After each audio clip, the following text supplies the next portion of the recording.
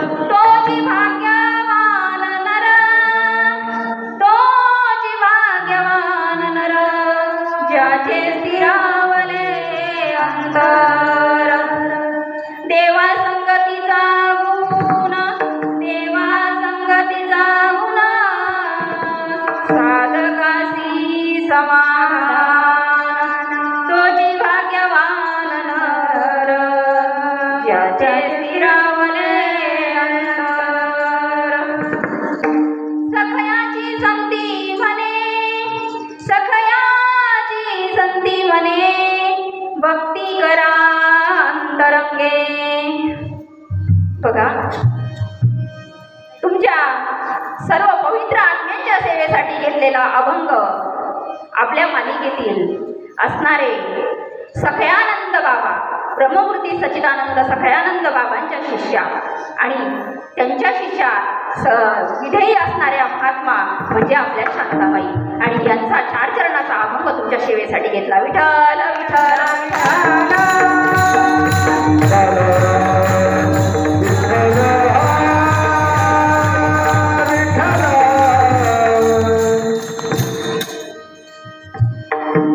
अभंगाला सुरुवात करण्यापूर्वी थोडासा परिहार द्यायचा तो असा.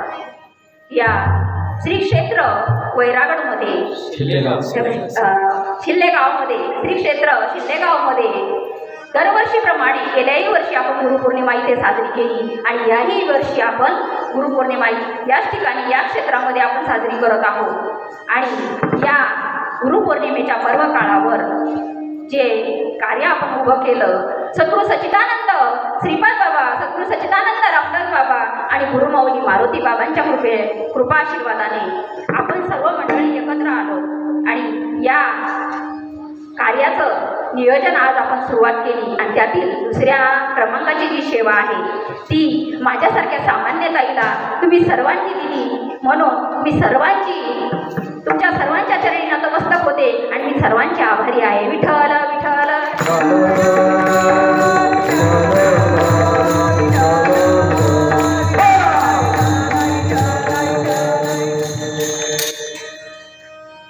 बघा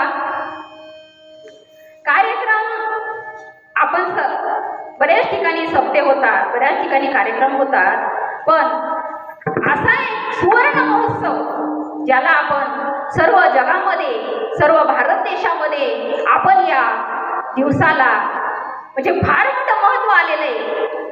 आपल्या साधू संतांनी आणि आपल्या वैदिक धर्मामध्ये या पर्व काळाला खूप फार मोठं महत्त्व आहे आणि आजचा दिवस म्हणजे सोन्याचा दिवस आहे.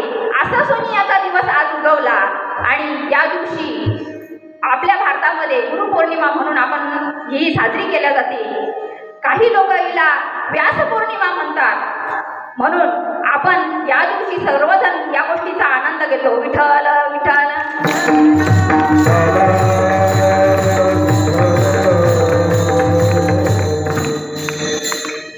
बघा आज या गावामधील बरीचशी मंडळी साधक आहे आणि इतके तळमळीची मंडळी आहे या गावामध्ये. खरोखर आमच्या मारुती बाबांचं म्हणजे खूप मोठी कृपा या गावावर आहे. तसे सगळ्या साधकावर बाबांची कृपा आहे पण बाबांनी या गावामध्ये कोणाचा तरी भाकरीचा तुकडा आणि ग्लासभर पाणी पिला असत म्हणून बाबांनी एवढा मोठा दिव्य मंडप भरल एवढं मोठं भव्य कार्य उभं राहील असं बाबांनी सर्वांच्या बुद्धीमध्ये जाऊन सगळं कार्य उभं केलं आणि बाबांची कृपा अशा पद्धतीनं झाली जशी शांताबाईवर त्यांच्या सद्गुरूची कृपा झाली तशी आपल्यावर तुमच्या आमच्यावर सद्गुरू सच्चिदानंद मारुती बाबांची कृपा आहे म्हणून हा एवढा मोठा सभा मंडळ. विठ्ठल विठ्ठल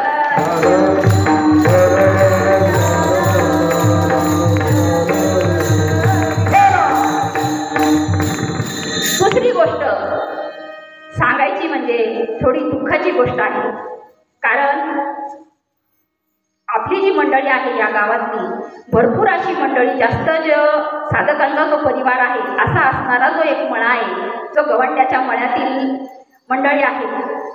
आज इथं सगळा मंडप भरला असता एवढी मंडळी आहे इथं पण कालांतरानं आपल्याला नियतीच्या समोर जाता येत नाही. काही गोष्टी अडचणीच्या येतात आणि त्यांच्या मळ्यामध्ये असंच एका भाऊचं देहावसन झाल्यामुळं ती मंडळी इथं येऊ शकत नाही. आज त्यांचे अंतकरण आपण तरी इथं बसून ह्या गोष्टी एखाद्या वेळेस आपलं लक्ष विचलित होऊ शकेल, एखाद्या वेळेस आपलं लक्ष बाजूला जाऊ शकेल, पण त्या मंडळीचं जसं चातकानं त्या स्वाती नक्षत्रातल्या पाण्याची वाट बघावी, तशी ती मंडळी आज हृदय एकाग्र करून डोळ्यामध्ये अश्रू आणून ती मंडळी आज वाट बघताय या गोष्टीची, की आज आपल्याला जाता आलं नाही. त्या मंडळीचे सकाळपासून फोन येत आहे की ताई आम्हाला येता येत नाही.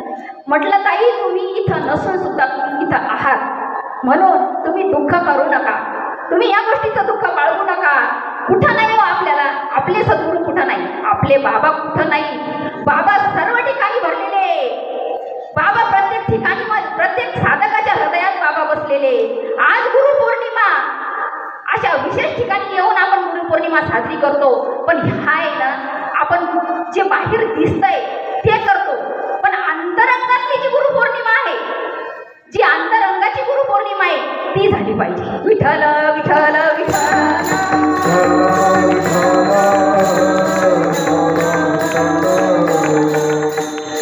बघा शांताबाई या 4 चरणातून सांगतात आपल्याला, त्या आपल्याला आपल्यावर सद्गुरूची कृपा कशी होते आणि कृपा झाल्याच्या नंतर त्या जीवावर काय परिणाम होतो, त्या जीवाला काय प्राप्त होतं याचा आपल्याला ते विषय प्रतिपादन करतात.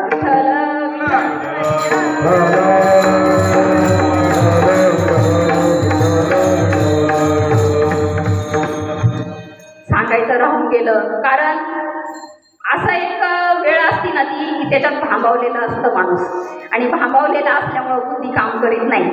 बघा आपल्या सद्गुरू सच्चिदानंद मारुती बाबा आणि आपल्या गंगू आई गुरुवर्य ब्रह्ममूर्ती गंगू आईचं आगमन झालेलं आहे. आणि मी असं समजते खरोखर मारुती बाबा तुम्ही आज कायम तुम्ही माझ्यासोबत असतात, पण आज तुम्ही आईच्या रूपानं, भाऊमंडळीच्या रूपानं आणि सगळ्यांच्या रूपानं माझ्या समोर तुम्ही बसलेले आहात, हा मला आज अनुभूती येते. कारण हे आत्म्यातील नातं आहे, हे नातं बाह्य नाहीये, जे डोळ्यानं दिसतं ते नातं नाही. आताच ताईनं सांगितलं, कासवीचे पिलू वाडे कृपादृष्टी, दुधासाठी नाही अंगसंग.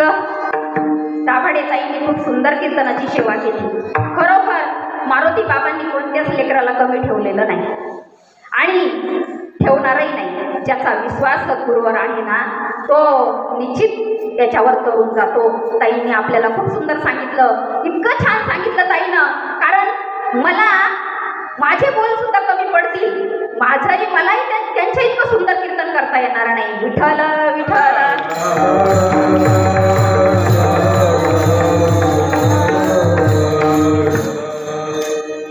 अशा प्रकारे आईच्या चरणी मी नतमस्तक होते आणि सेवेला सुरुवात करते.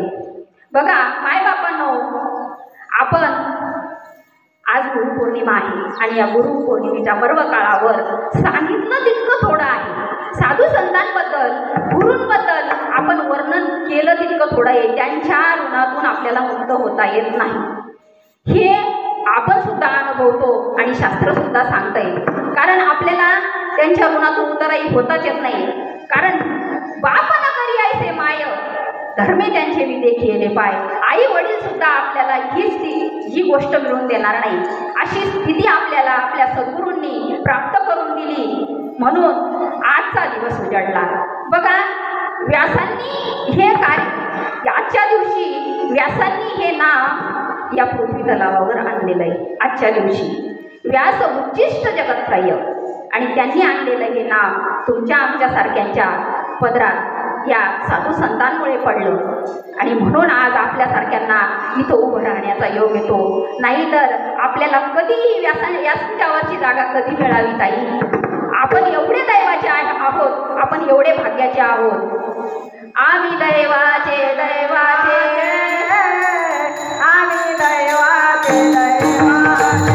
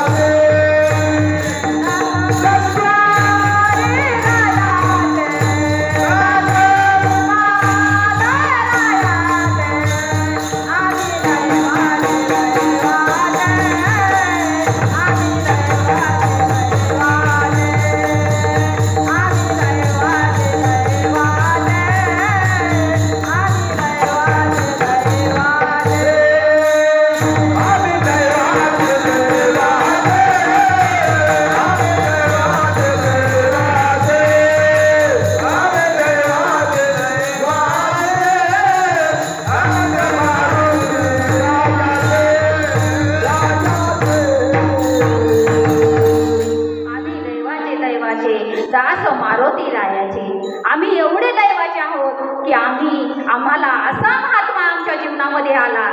काय सांगावं बघा, याच्या अगोदर जीवनामध्ये खूप अंधार भरलेला होता.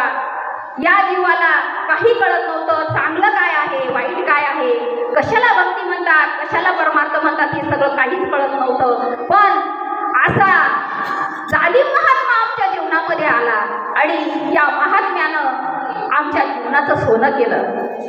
बघा,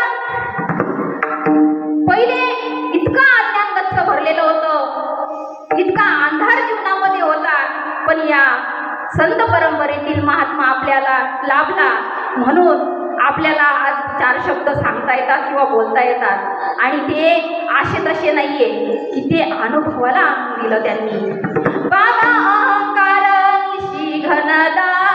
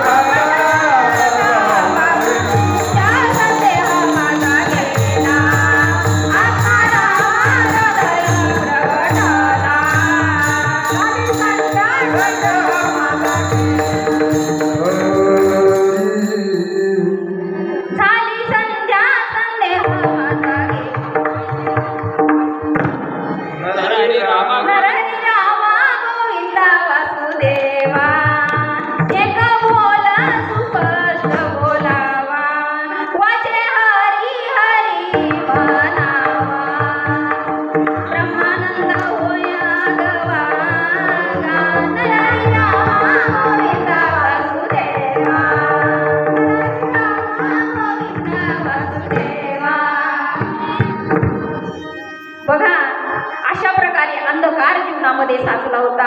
पण असा महात्मा आमच्या जीवनात आला आणि त्यांनी आमच्या सुखाची पहाट करून दिली. आणि त्या सुखाची पहाट केल्याच्या नंतर आम्हाला या सृष्टीमध्ये काय चाललंय, कशी भक्ती आहे, कसा परमार्थ आहे हे कळायला लागलं.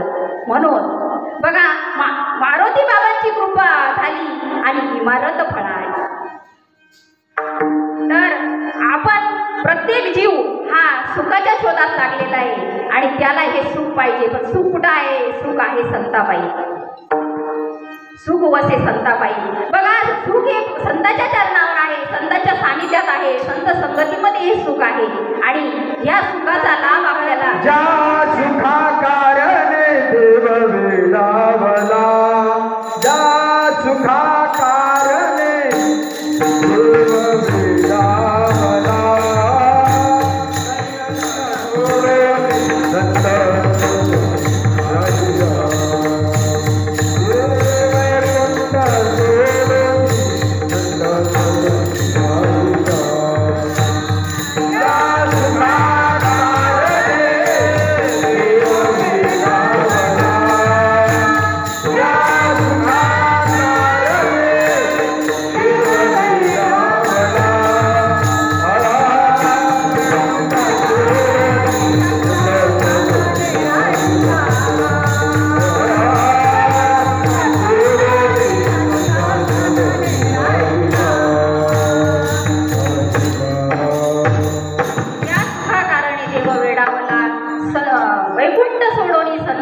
राहिला. भगवंत सुद्धा या सुखाची आशा करतो आणि हे सुख वैकुंठ देतो ऐसे नाही नवल काही काल्याचे. हे सुख वरती मिळत नाही, वैकुंठामध्ये सुद्धा हे सुख मिळत नाही. हे सुख आपल्याला कुठं मिळतं? तर संत संगतीमध्ये मिळतं. संत संगती काय सांगतो,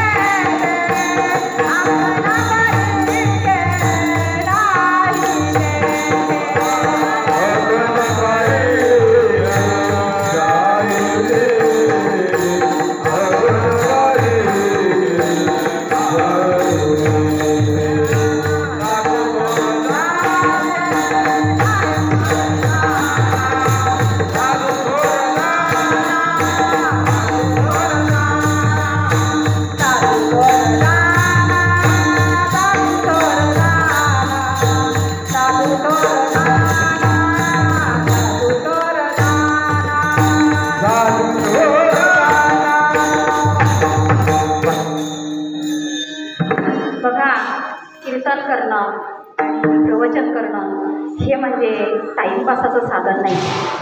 कीर्तन हुल्लडबाजी, तमाशा किंवा हसी मजा याच्यासाठी कीर्तन नसतं. कीर्तन हे उद्धारासाठी असतं. आणि कीर्तनानं काय होतं? कीर्तन चांग, कीर्तन चांग, कीर्तन सांग, कीर्तन सांग, कीर्तन सांग, कीर्तन सांग. हरी रूप, होय हरी रूप,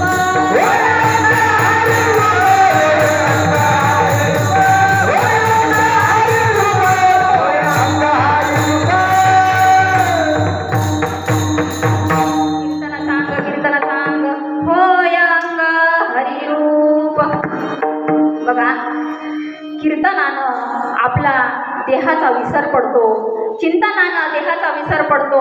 आणि गुरुची कृपा, जे शांताबाई सांगतात, गुरुची कृपा झाली. मग मला सांगा मायबापांनो, गुरुची कृपा अशी सहजासहजी होते का? गुरुची कृपा ही सहजासहजी होत नाही. सोम्या कोम्याचं काम नाही.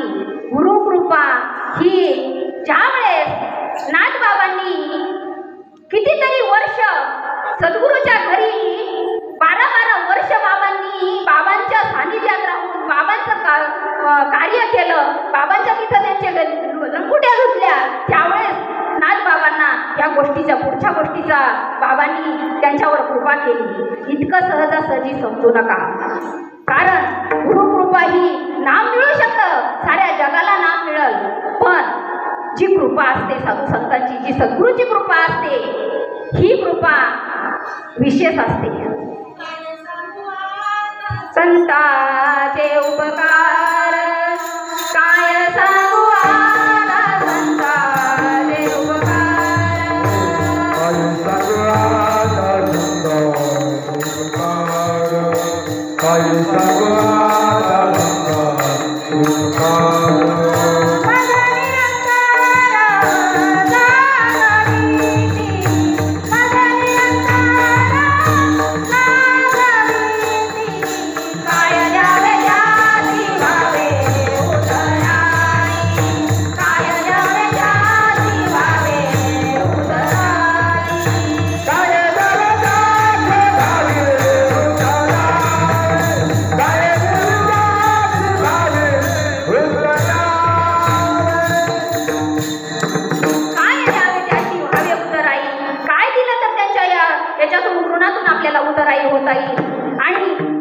अशा प्रकारे साधू संत कृपा करतात. पण कशी करतात?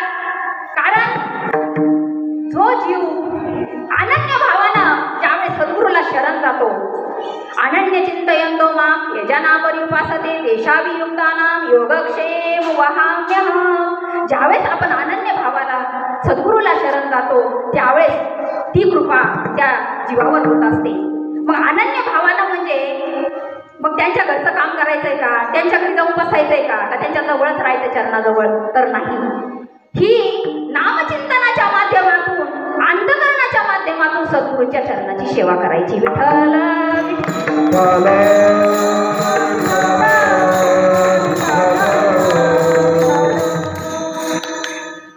का असं बोललं जातं? सद्गुरूची कृपा इतकी सोपी नाही हे का बोललं जातं? कारण भगवंत सांगतात, हे ना सांगे मी माता देवकीसी, हे ना सांगे मी पिता वसुदेवासी, हे ना सांगे मी बंधू बळीभद्रासी, हे गुह्यसी बोलत असे अर्जुना. का?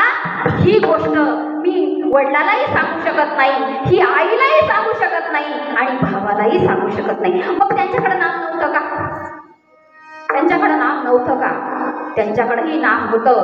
पण जी अंतकरणाचा जो विषय असतो, जो तत्वाचा विषय असतो, तो अशा शिष्याजवळ बोलल्या जातो. अशा शिष्यावर त्या गोष्टीची कृपा केली जाते. आणि त्यावेळेस ती गुरुकृपा झाली आणि इमारत फळाली. त्यावेळेस या गोष्टीची कृपा होते. मग त्या जीवाला इतका आनंद शांताबाई पहिल्या चरणात सांगतात.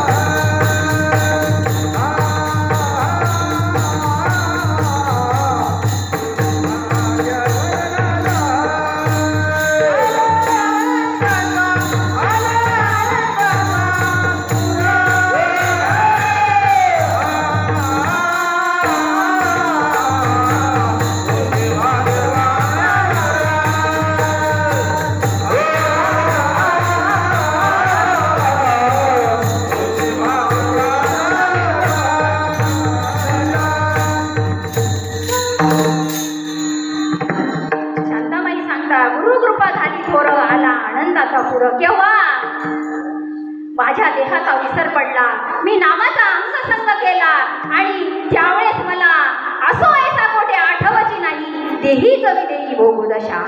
तेव्हा या गोष्टीचा आनंदाचा पूर आला आणि या आनंदाला पारावार राहिलं नाही. त्यावेळेस शांताबाई सांगतात, मी माझी मद झाली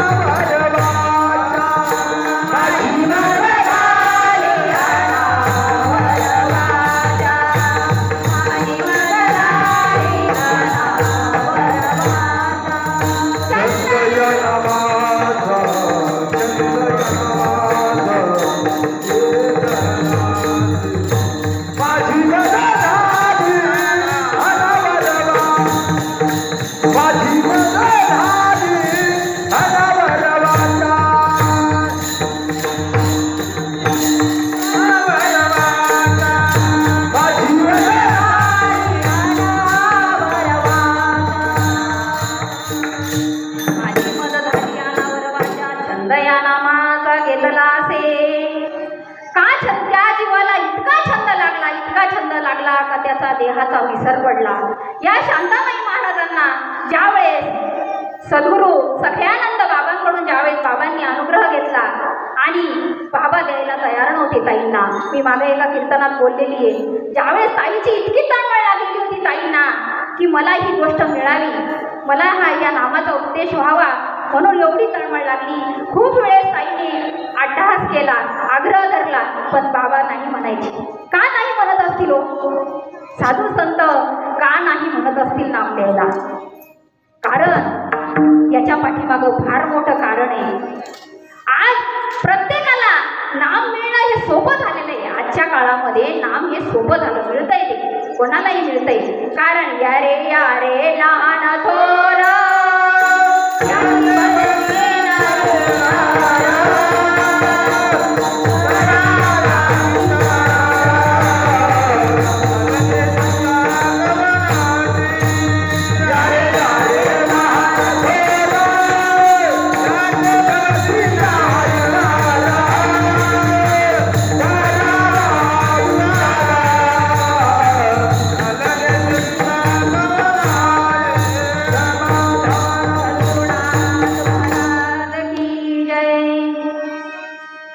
सकळाशी येथे आहे अधिकार, कलियुगी उद्धार हरीच्या नामे.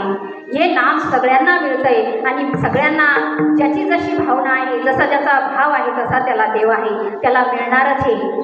पण जी गोष्ट पाहिजे, जी या सृष्टीतील भगवंत कसा कोणत्या रूपानं नटलेला आहे, या स्थितीपर्यंत जाण्यासाठी त्या जीवाला घासावं लागतं, त्या जीवाला नामाची साधना करावी लागती, नामाचा अंगसंग करावा लागतो.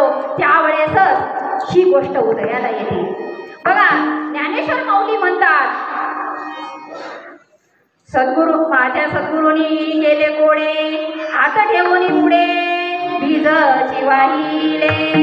ज्ञानेश्वर माऊली म्हणतात, माझ्या देहाची पामर केली, पर कर्णपटलाचं झाड केलं आणि त्याच्या ब्रह्मनामाचं बीज पेरलं.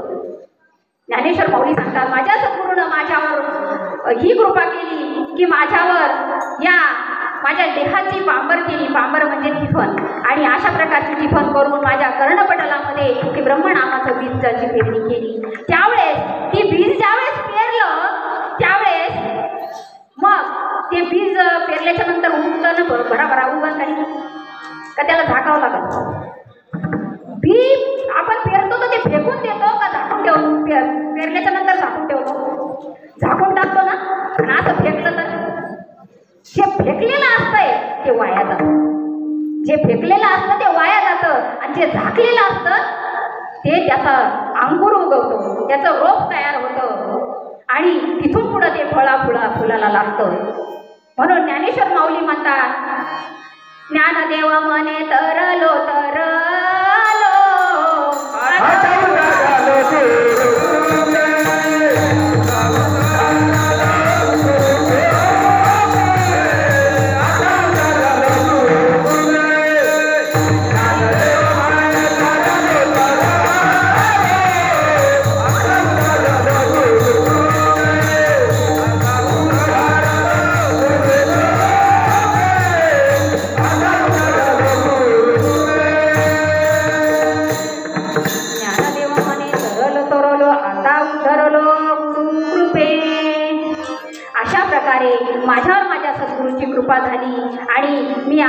माझ्या जीवाचा उद्धार झाला. मुक्ताबाई महाराज सुद्धा सांगतात, मुक्ताबाईला ज्ञानेश्वर माऊली सांगतात, ओम तोची गुरु सोहम तोची शिव, या दोहीचा लागव घरी बाई. लासागरी दृष्टी सोहंगाच्या गोष्टी, रेणू पाटी पोटी भरला गे बाई. अशा प्रकारे ज्ञानेश्वर माऊली मुक्ताबाईला सांगतात, ओम तोची गुरु सोहम तोची शिव, या दोन्हीचं एकत्रीकरण कर आणि मग त्या तत्वापर्यंत चाल. इथं थांबून राहू नको. किती दिवस नामचिंतन, किती दिवस नागपुड्या ओढायच्या, कुठंतरी त्या गोष्टीचा परिणाम आला पाहिजे. ज्यावेळेस साधक आणि तो जीव ज्यावेळेस नामाची साधना करतो आणि साधना करत असताना करता करता करता त्या जीवावर काही परिणाम होत असतो. साधं संसारामध्ये प्रत्येक गोष्टीचं आपल्याला परिवर्तन पाहिजे. संसारामध्ये आपल्याला प्रत्येक गोष्टीचं परिवर्तन पाहिजे. मग परमार्थामध्ये का नाही? आपल्या आजा केला पंजा केला बाप नसता नेला देखत देखत नातू पण तोही तैसा झाला. अरे आतापर्यंत आपल्या वाडवडिलांनी आजोबा पंजोबांनी सगळ्यांनी भक्ती केली, मग भक्तीचा परिणाम काय? भक्तीचा काय परिणाम?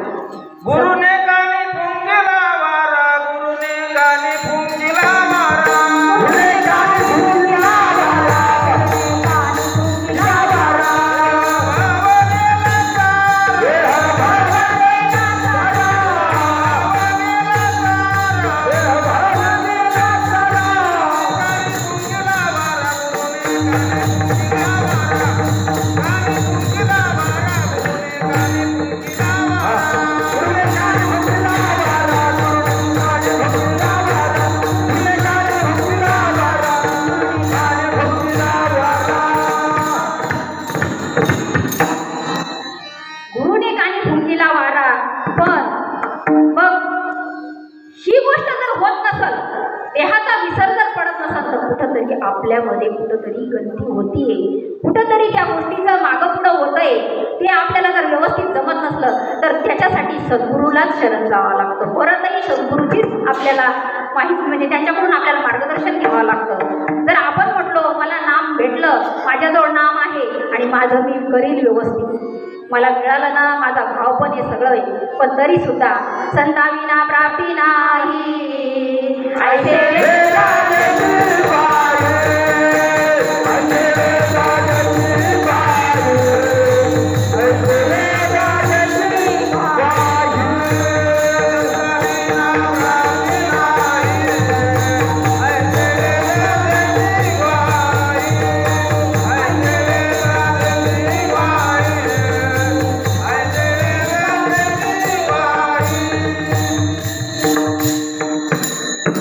संताविना प्राप्ती नाही ऐसे वेद देत ग्वाही.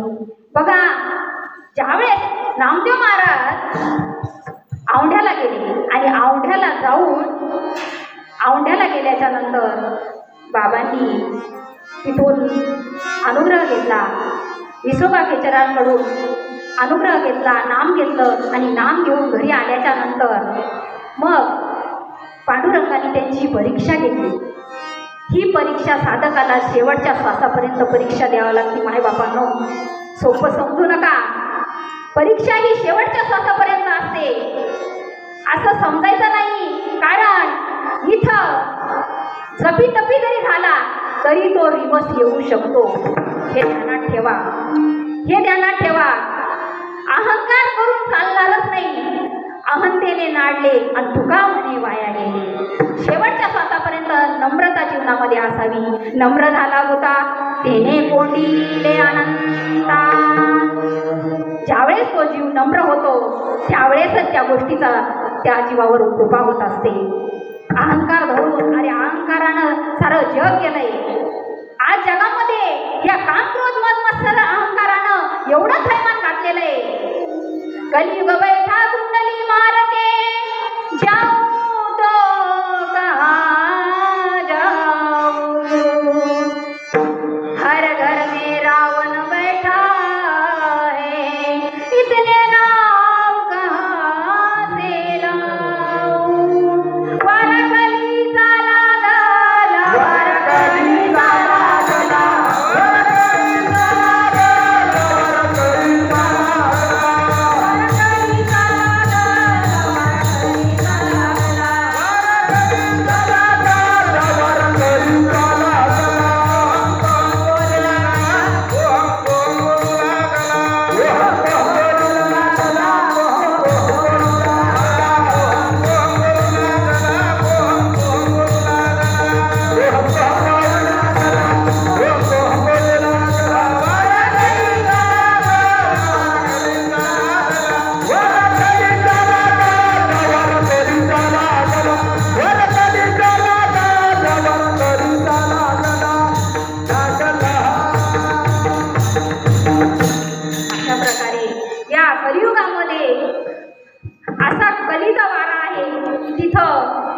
आपल्यासारख्या जीवाला तिथं आपली ताकद पुरणारच नाही.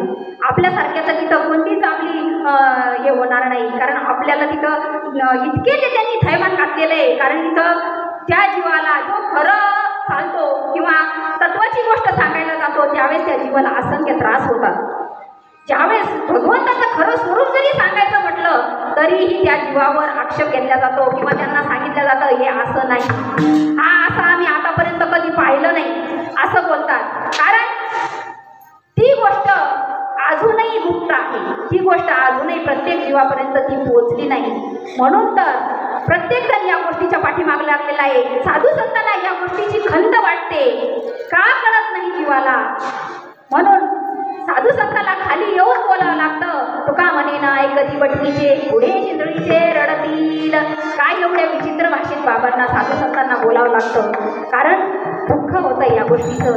का समजून घेत नाही, भगवंताचं स्वरूप का कळत नसेल, काय या गोष्टीपासून जीव वंचित राहत असेल. सद्गुरूची कृपा झाल्याच्या नंतर, अनुग्रह मिळाल्याच्या नंतर सुद्धा जीव या मार्गाकडे का वळत नाही, ह्या गोष्टीची खंत वाटते.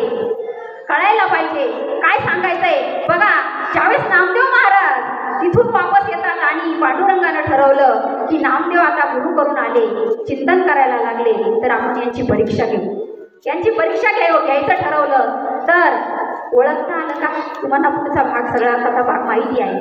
ओळखता आलं का, भगवंताचं रूप ओळखता आलेलं नाही नामदेवाला. का नसून आलो, कुठंतरी नामाची साधना कमी पडतीये, चिंतन कमी होतंय, हे त्या जीवाला कळायला नको. ज्यावेळेस भगवंत त्याला सांगायला जातात त्यावेळेस ते म्हणतात भगवंता तू आता गुरु केल्यावर मी तू म्हणून राहिला का तू अजून कसा आहे. पण राग येतो जीवाला. आणि ज्या जीवाला सद्गुरूचा राग येतो ते घडल का. अरे मी खोटं सांगत नाही, माझा स्वतःचा अनुभव आहे. मला माझ्या बाबांनी मला इतक्या सहजासहजी दिलेलं नाही. मी इतरांचं नाही सांगणार, पण माझं स्वतःचं सांगते. कारण माझ्या बाबांनी मला जसं आईनं लेकीला माहेरी सुनाची वागणूक दिल्या जाते, आई लेकीला सुनाची वागणूक दिल्या जाते. का देत असं आई सुनाची वागणूक. प्रत्येक काही गोष्ट शिकवताना आई बोलते तुला हे काम करावं लागल, तुला ते काम करावं लागल. इथं जर नाही केलं तर तिथं तुला करता येईल का, तिथं सासूचे बोलणे खावं लागल. तिथं तुला सासू काय माझ्यासारखी सोपडणार नाही. सासू चार चौघात तुला या गोष्टी शिकवत, चार चौघात तुझा अपमान करल, मग तू आजच शिकून घे. ही वागणूक कोणाला दिल्या जाते, लेकीला दिल्या जाते. कुठं, माहेरामध्ये. अशा प्रकारे माझ्या मारुती बाबांनी मला घडवलं. आणि मला बाबांनी प्रत्येक वेळोवेळा बाबांनी मला शब्दाचा मारा केलेला आहे. दया करणे जय पुत्राची,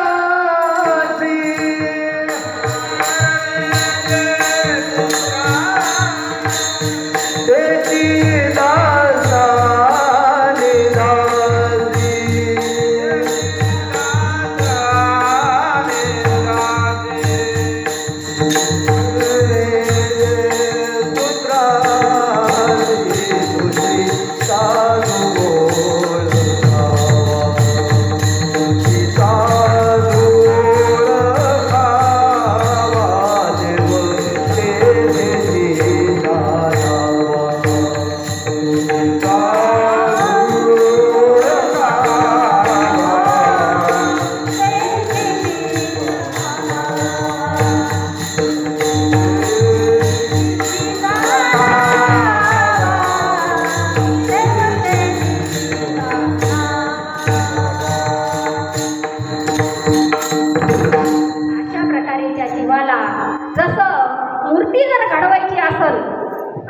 आतमध्ये मूर्ती आहे बघा सावता बाबांची. मूर्ती जर घडवायची आपल्याला दगडाची, एवढा मोठा दगड असतो आणि त्या दगडातून आपल्याला सावता बाबा बाहेर काढायचे, तसे येतील का बाबा, तसे येतील का. त्या दगडातून आपल्याला त्यांची मूर्ती बाहेर काढायची, काय करावं लागेल मायबापांनो. त्या मूर्तीवर छन्नी आणि हातोड्याच्या ज्यावेळेस घाव पडतात त्यावेळेसच मूर्तीला आकार येतो. त्याला जर असं चोपडून चोपडून चोपडून चोपडून जर आपण त्याला गुळगुळीत केलं तर मूर्ती होईल का, नाही होत. त्या जीवाचा जर आपण जर चोपडत बसलो तर तो जीव घडल का. डॉक्टर लोकांनी एखादं पेशंट समोर आलेलं आहे आणि त्या पेशंटला त्याच्या पायाला त्याला शुगर झालेली झाली आहे, त्याच्या पायाला जखम झालेली आहे आणि ती जखम कालांतरानं ती वाढत चालली, ती जखम वाढत चालली आणि वाढत चालल्याच्या नंतर त्या जीवाला असंख्य वेदना होत आहे. डॉक्टर तर म्हणले की नाही आता याला थांबा वाट पाहू, थांबा वाट पाहू, नाही त्याला लई त्रास होईल, त्याला असं होईल, त्याला तसं होईल. डॉक्टर लोकांनी जर दया केली तर तो जगल ना, जगल का मायबापांनो? मग तिथं काय करावं लागतं तर त्या जीवाची जी दुःख आहे ना त्या दुःखाचा विचार करावा लागत नाही, त्याला त्रास होतो का याचा विचार करावा लागत नाही, कारण त्या जीवाला आपल्याला वाचवणं आहे, त्या पेशंटला आपल्याला वाचवणं आहे आणि त्याला याच्यातून बाहेर काढावं लागतं. म्हणून डॉक्टरांना कैची घेऊन आणि त्या जीवाचं ऑपरेशन करावं लागतं. जर पाय आटोक्यात नाही आला तर पाय तोडून काढावा लागतो. त्यावेळेस त्या जीवाला कुठंतरी आराम मिळतो, त्याचं ऑपरेशन केल्याच्या नंतर आराम मिळतो. असं सहजासहजी मिळेल का? नाही मिळू शकत मायबापांनो. म्हणून साधू संतची कृपा इतकी सोपी समजू नका. विठ्ठल विठ्ठल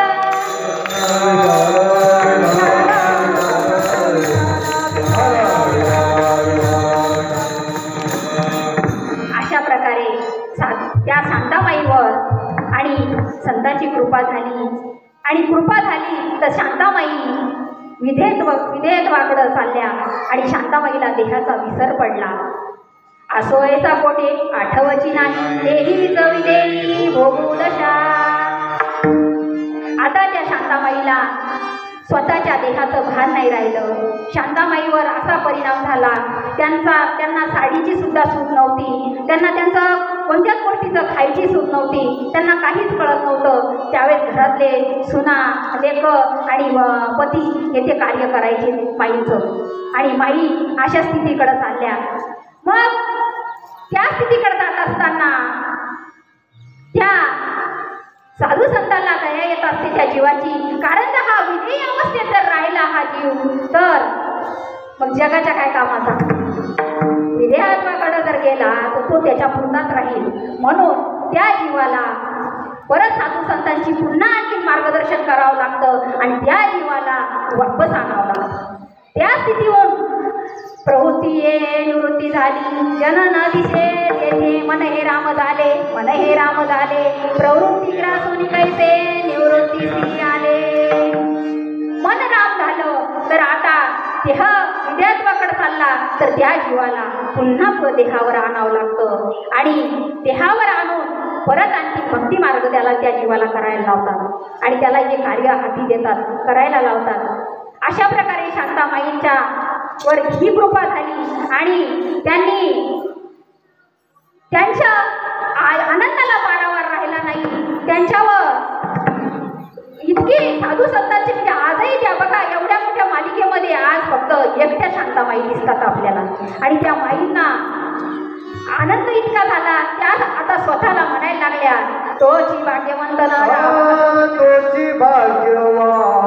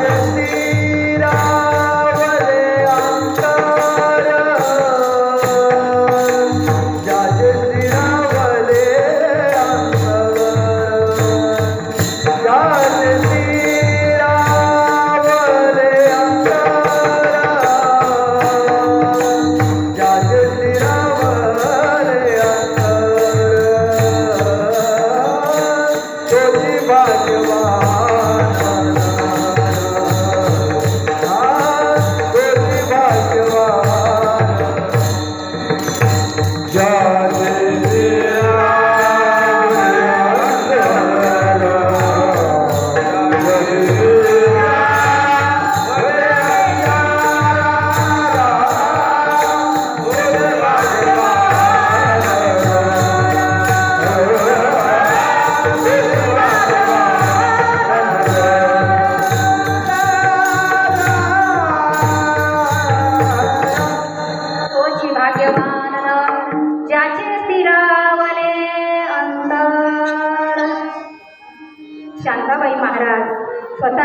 एवढ्या भाग्यवान समजतात आणि त्यांचं अंतर्मन आता देवाशी एकरूप झालं.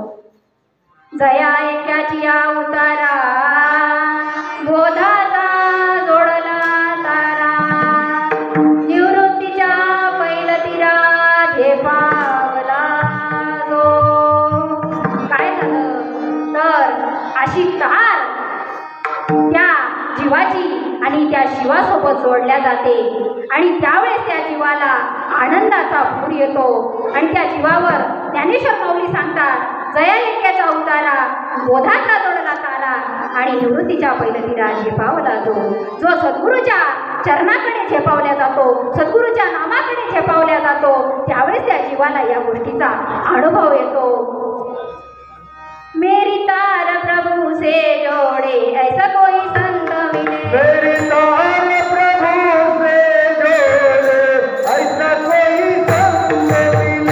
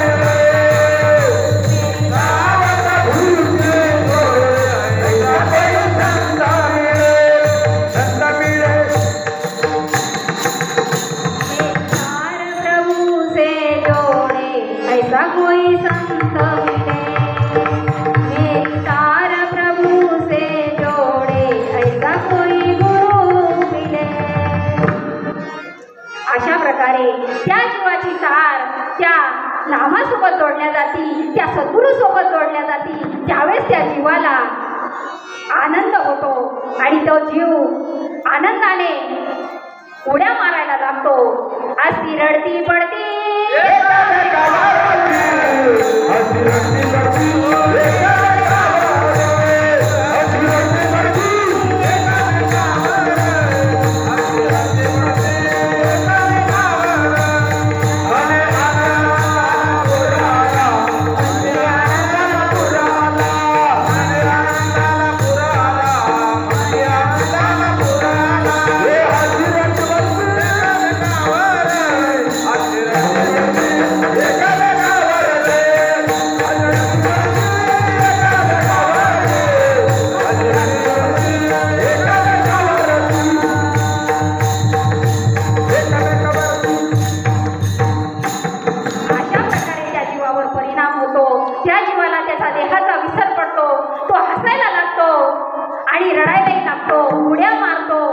त्या जीवाला त्याच्या देहाचं भान राहत नाही.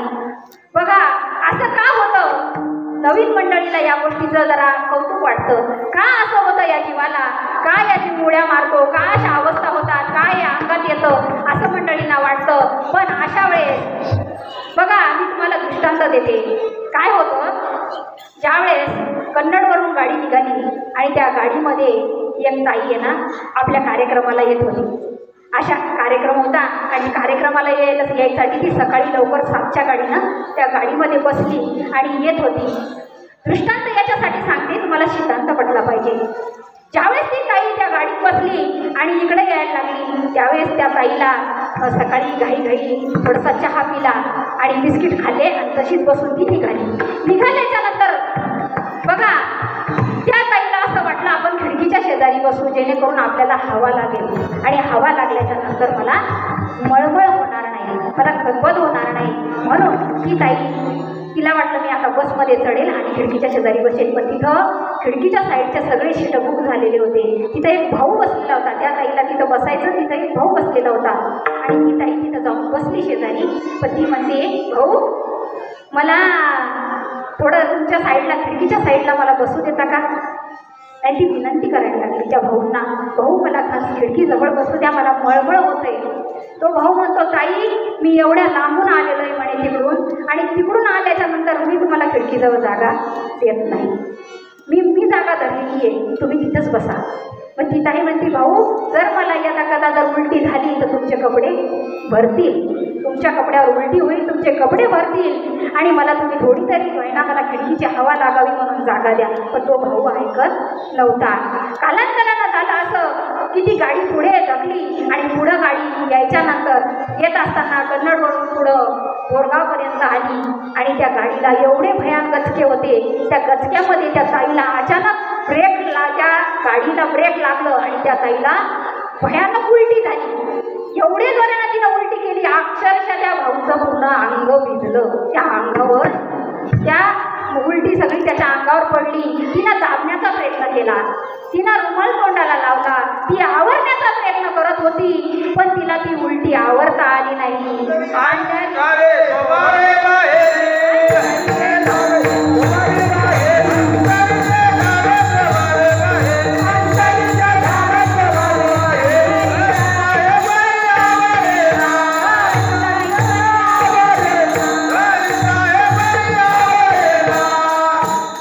अंतरीचे धावे स्वभावे बाहेरी, घरी काही परी आवरेना. ज्यावेळेस ती धावण्याचा प्रयत्न करत होती, ती दबत होतं का? दृष्टांताचा सिद्धांत सांगायचा. अशाच प्रकारे साधकांना ज्यावेळेस अवस्था होतात त्यावेळेस त्या जीवाला किती दाबून धरण्याचा प्रयत्न केला तरी तिची अवस्था आवरल्या जात नाही. ती म्हणजे घरात बसून करायची, किंवा इथं नाही झालं पाहिजे, तिथं नाही झालं पाहिजे, अशातला भाग आहे का? कुठंही साधकाला अवस्था होऊ शकते. ज्यावेळेस त्या देहाचा विसर पडतो त्या जीवाला, त्याची तार त्या देवासोबत जोडल्या जाते ना, त्याला कुठंही अवस्था होऊ शकते. आणि अशा स्थितीमध्ये त्या जीवाला ज्यावेळेस सद्गुरूचं मार्गदर्शन होतं आणि सद्गुरू त्याला सांगत असतात, त्यावेळेस त्याला स्वरूपाची ओळख दिल्या जाते. त्या जीवावर संतांची कृपा होते. साधू संतांचा त्याच्यावर पूर्ण आशीर्वाद त्याला लाभला जातो. संत 3 प्रकारची कृपा करतात. एक दृष्टी कृपा करतात, एक अंतकरण कृपा करतात, आणि तिसरी त्या जीवावर गुरुकृपा होते, दिव्य कृपा होते. त्यावेळेस त्या जीव पूर्णत्वाला जातो आणि त्या जीवाला हे कार्य करायचं सांगतात. मग त्या नामदेव महाराजांना ज्यावेळेस भगवंतांना परीक्षा घेतली त्यावेळेस नामदेवाला भगवंताचं रूप कळालं नाही, आणि कळालं नाही म्हणून भगवंत सांगतात की नामदेवा तू अजून साधना वाढव. मग दुसऱ्या वेळेस त्यावेळेस परत आणखी त्याची परीक्षा घेतल्या गेली. परीक्षा किती दिवस? परीक्षा शेवटच्या श्वासापर्यंत परीक्षा असते जीवाची. आणि परीक्षा घेतल्याच्या नंतर मग नामदेवाला वाळवंटामध्ये जेवायला बसले, आणि जेवायला बसल्यावर जेवता जेवता हातातला भाकरीचा तुकडा कुत्र्यानं हिसकला. कुत्रं भाकर घेऊन पळायला लागलं. नामदेव महाराज म्हणतात, प्रभू रुखी सुखी तो ना खाओ, प्रभू थोडा घी भी देते जाओ. तुम्ही कोरडी भाकर न खाता माझ्या हातातलं जे तूप आहे हे तूप खा, त्या भाकरीसोबत तुपासोबत भाकर खा असं म्हणायला लागले, आणि कुत्र्याच्या पाठीमागं धावायला लागले. जसं तुकाराम महाराजांनी गाढवामध्ये सुद्धा देव बघितला. प्रत्येक चराचरामध्ये भगवंत भरलेला आहे. वैकुंठ कैलासी तीर्थक्षेत्री देव, तया विनाठावरिता कोटे. देव सदा जवळीच असे, यालाही जन कैसे दिशे. शोध जाता देशोदेशे, ज्याला कळला तो गदगदासे. अशा प्रकारे त्या जीवाला सगळी सृष्टी भगवंतमय होते. साधू संत सांगता, वृक्षवल्ली आम्हा स्वयरे वनचरे. अहो वृक्षामध्ये सुद्धा भगवंत पाहिला. प्रत्येक किडामुखीपासून ब्रह्मदेवापर्यंत भगवंताचं स्वरूप गच्च भरलेलं आहे. म्हणून जनाबाई सांगते, देव खाते देव पिते बाई, देव खाते देव पिते बाई, देव खाते देव पिते बाई, देव खाते देव पिते बाई, देव खाते देव पिते देवावरी, देव खाते देव पिते देवावरी, देव खाते देव पिते देवावरी.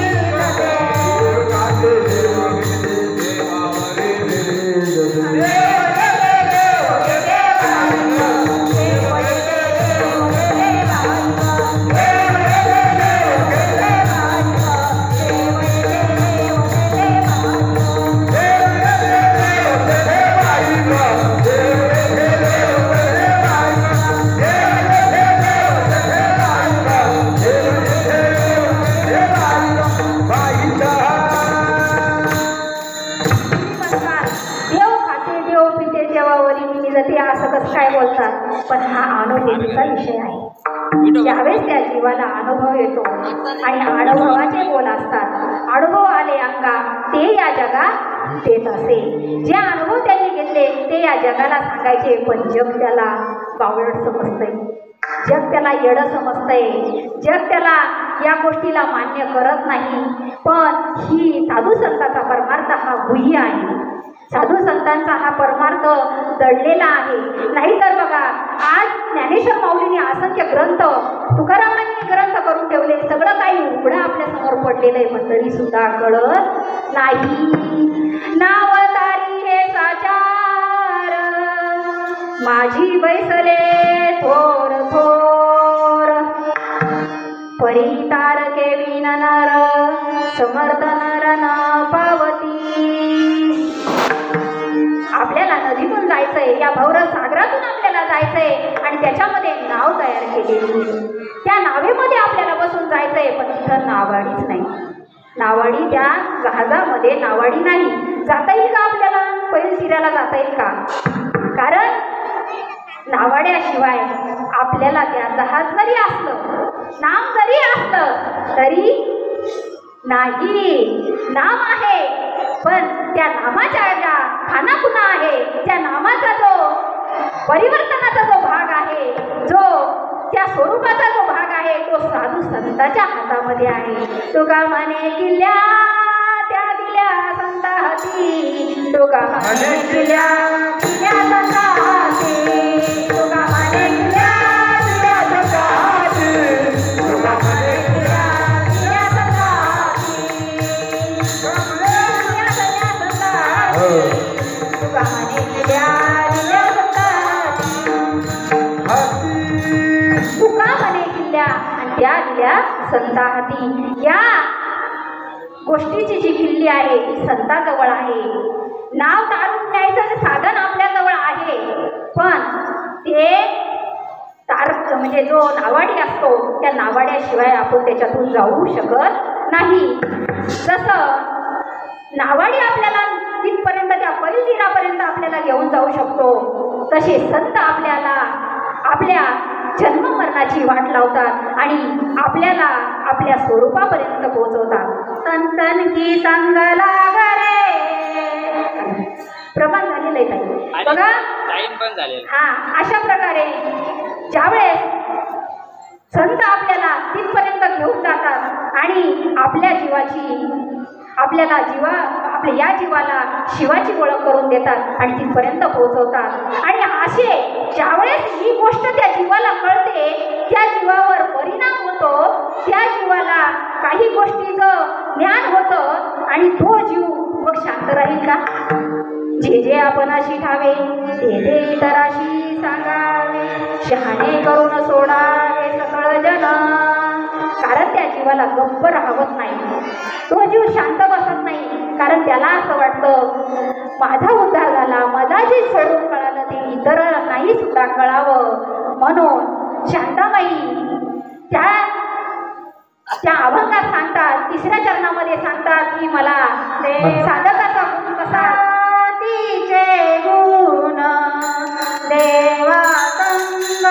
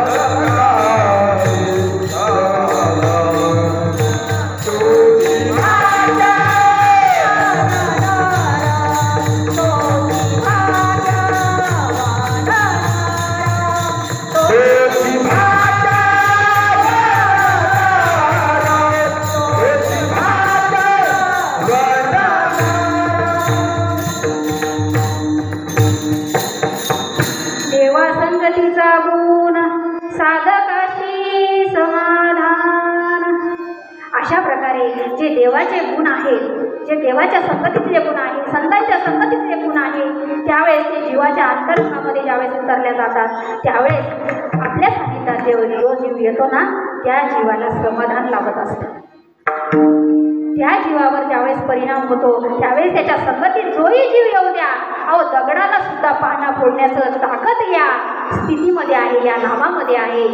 आणि जड जीवाचा उद्धार करण्याची ताकद या साधू संतांमध्ये आहे. संत साधे सुधे नाही, संत दिसायला जरी तुमच्या आमच्यासारखे असले तरी असायला ते वेगळे असतात. दयाची अंगी निघे टाकलो एका मोले दोन्ही मागो नाही, एका मोले दोन्ही मागो नाही, एका मोले दोन्ही मागो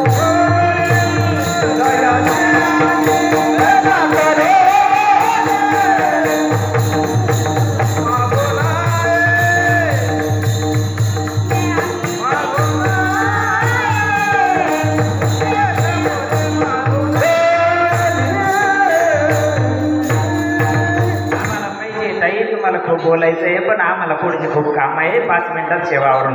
दयाची अंगी निघे टाकलोनी एका मोले दोन्ही मागो नये, आकाशाच्या पोटी चंद्र तारांगणे दोन्ही समान पाहू नये. अशा प्रकारे संत हे असायला जरी तुमच्या आमच्यासारखे असले, गुरु आपल्या तुमच्या आमच्यासारखे जरी असले तरी ते असायला वेगळेच असतात. अंतरंगाने ते वेगळे नटलेले असतात. मायबापांनो, आता एका तासामध्ये या अभंगाला न्याय मिळत नाही. म्हणून असू द्या, जसं माझ्या मारुती बाबांनी माझ्याकडे सेवा, बाबांची इच्छा होती जसं करायचं त्यांनी तसं करून घेतलं. मला काही जास्त येत नाही, याच्यातला भाग असा नाही की मला खूप काही येतं किंवा मी खूप मोठी आहे, मला हे नाही सांगायचं. पण विषयाला ज्यावेळेस हात घातला जातो त्यावेळेस जी गोष्ट सांगायची ती राहून जाते. म्हणून जसं लेकरू असतं पाहला सद्गुरूचं, म्हणजे आईचं लेकरू असतं, ते काय करतं, त्याला जर चालता यायला लागलं ना, त्याला चालता यायला लागलं तर ते काय करतं, त्याची आई धरती त्याला जवळ बसवते. त्याची आई काय करते, धरती जवळ बसवते. पण ती लेकरू कसं राहतं का, त्याला काय वाटतं, उठाव चाला, उठाव चाला. ते 1000 वेळेस पडतं पण त्याला चाला वाटतं. हा त्याचा गुण आहे. तसा हे मारुती बाबांचे जे लेकरं आहेत हे पडतील, रडतील, पडतील, सांडतील, पण तरी सुद्धा त्यांना काय वाटतं की बाबांचा जो बाबांचा ठेवा आहे, बाबांनी जे दिलेला आहे ते इतरांपर्यंत पोहोचावं, हे त्यांचा उद्देश आहे.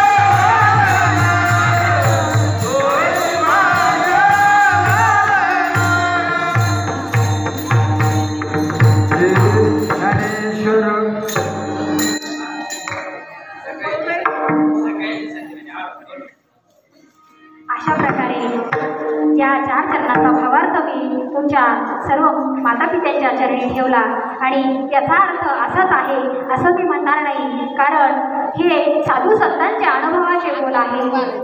पण माझ्या वाणीतून थोडक्या मोडक्या वाणीतून मी बोलण्याचा प्रयत्न केला.